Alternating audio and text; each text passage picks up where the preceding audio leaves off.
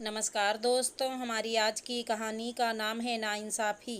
आज सुबह सुबह श्वेता की फ़ोन की घंटी बजी। अरे इतनी सुबह, अम्मा ने कॉल भी कर दिया। अपने सारे काम समेटती हूँ, उसके बाद आराम से अम्मा से बात करूँगी। श्वेता ने अपने मन में सोचा और फिर अपने काम में जुट गई। काम ख़त्म करने के बाद उसने अपने अम्मा को फ़ोन लगाया। हाँ, कैसी हो अम्मा? मैं तो ठीक हूँ, तू बता। अच्छा, कुछ दिन के लिए मायके आ जा, इससे पहले तेरी भाभी मायके चली जाए। अच्छा सुन, तुझे जो शादी में इतने सोने के सामान मैंने दिए थे, सोने के कंगन, गले का हार और इतने सारे कपड़े, कहीं ये सारे सामान तूने अपनी सास और ननद में तो नहीं बांट दिए ना? अम्मा, तुम भी क्या बातें लेकर बैठ गई? तू आ रही है ना मायके?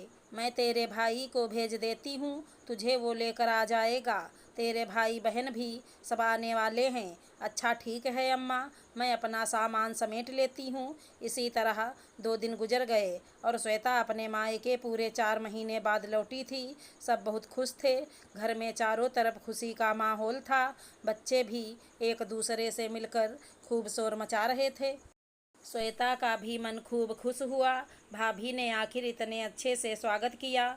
श्वेता अपने भाई बहन और अम्मा भाभी सबके लिए तोहफे लेकर आई थी। अम्मा को दिखाया जो तोहफे वो लेकर आई थी। अम्मा तो और सबके तोहफे देखकर बहुत खुश हुईं, लेकिन बहू की बात आते ही उनका दिमाग ठनक पड़ा। अरे श्वेता, ये क्या बात हुई? तू क्या ससुराल में कमाने जाती है जो इतने सारे तोहफे लेकर आई? और सबके लिए ठीक है, लेकिन भाभीियों के लिए तोहफा तू क्यों लेकर आई? लेकिन अम्मा, इसमें बुराई क्या है? मैं सबके लिए तोहफे ले आई, भाभी के लिए भी लाई, तो इसमें हर्ज ही क्या है अम्मा? तुम भी तो मुझे इतने तोहफे देती हो। कभी भाई और भाभी ने एतराज़ नहीं किया, बल्कि खुशी खुशी मेरा स्वागत भी करती हैं। तुम्हारा कितना ख्याल रखती हैं, इस घर का भी ख्याल रखती हैं। तू नहीं जानती श्वेता, बहुओं की लगाम कसकर रखने में ही भलाई होती है। ज़्यादा खुला छोड़ दो तो सर पर चढ़ जाती हैं। इनको बहुत कंट्रोल में रखना होता है, नहीं रखो अपनी मुट्ठी में तो अपनी मनमानी करने लग जाती हैं। लेकिन अम्मा, इससे तोहफे का क्या लेना देना?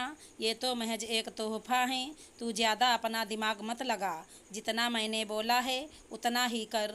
लेकिन अम्मा, क्या भाभी ने कोई गलत काम किया है या तुम्हारी मर्यादाओं का उल्लंघन किया है? ये बहस करना श्वेता कहाँ से सीख लिया तुमने? अम्मा, जब से मेरी शादी हुई है तब से। अम्मा, मैं भी तो एक बहू हूँ। मुझे भी अपनी सास ननद की सेवा करनी पड़ती है और उनके खाने पीने कपड़े धोने से लेकर हर काम का ख्याल रखना पड़ता है। यह तक कि अपनी ननद की जूठी थाली भी मुझे उठानी पड़ती है, उसके नखरे उठाने पड़ते हैं। ये क्या कह रही है तू श्वेता? तू उसकी नौकरानी है क्या, जो उसकी जूठी थाली उठाए, उसके नखरे झेले? उसके माँ बाप किस लिए हैं? क्योंकि अम्मा, मैं भी उस घर की बहू हूँ और बहुओं को तो ये सब करना ही पड़ता है, ठीक जैसे तू अपनी बहू के साथ कर रही है अम्मा।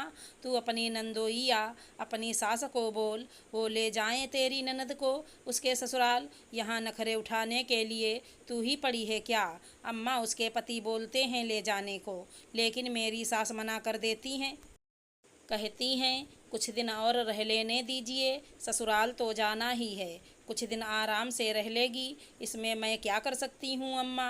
भाड़ में जाए वो मेरी बला से। तुम अपने पति की लगाम अपने हाथ में रखो, ऐसा ना हो वो तुम्हारी बात ही ना सुने।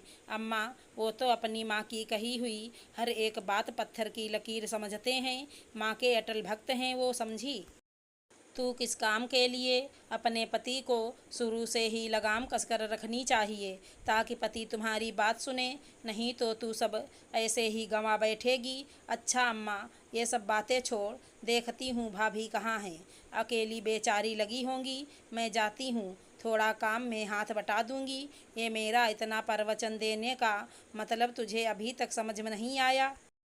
अम्मा सुनो तो, यहाँ मायके में आई हूँ। मैं नहीं चाहती मेरी काम करने की आदत छूट जाए और मैं बिगड़ जाऊं। काम करती रहूंगी तो उतना नहीं अखरेगा, बाद में मुझे ही परेशानी होगी। देख श्वेता, तूने शादी के फेरे अनिल के साथ लिए हैं या उसकी माँ के साथ?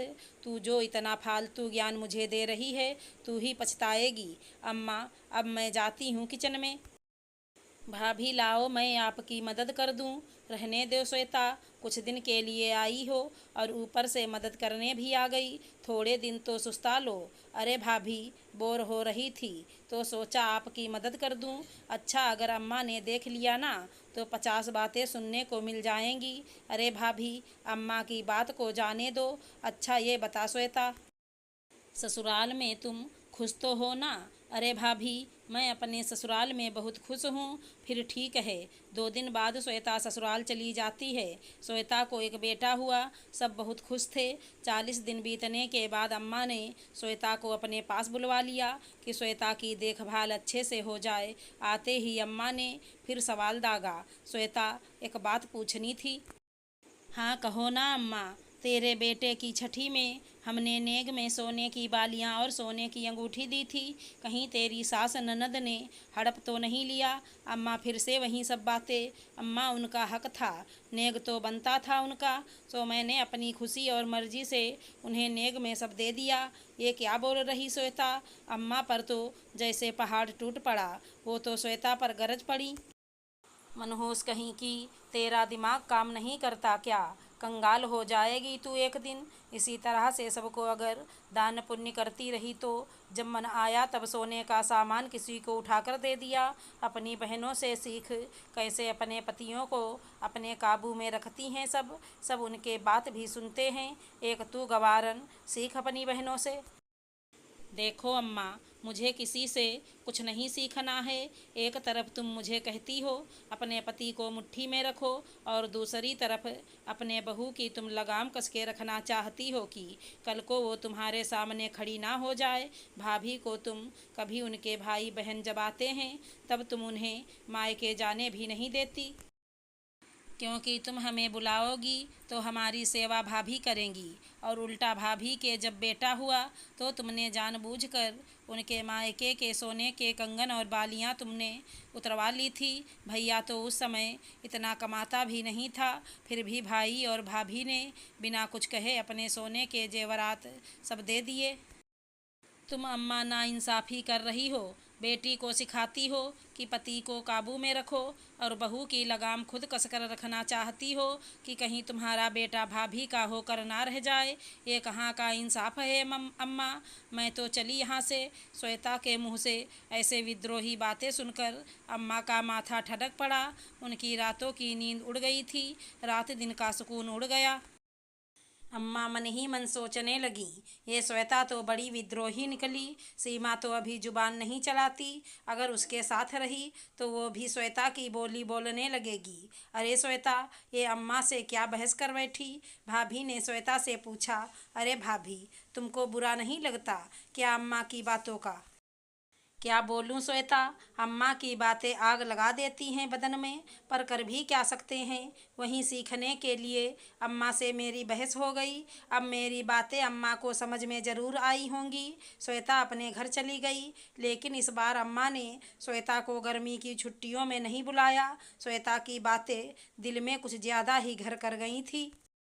अम्मा ने बहुओं को बुलाया और कह दिया कि श्वेता की तबीयत ठीक नहीं, इसलिए इस गर्मी की छुट्टी में वो नहीं आ सकेगी। भाभी और श्वेता की बातें फ़ोन पर होती रहती हैं। अम्मा अब पहले जैसी नहीं रहीं, लेकिन उनका रौब अभी उतना कम नहीं हुआ है।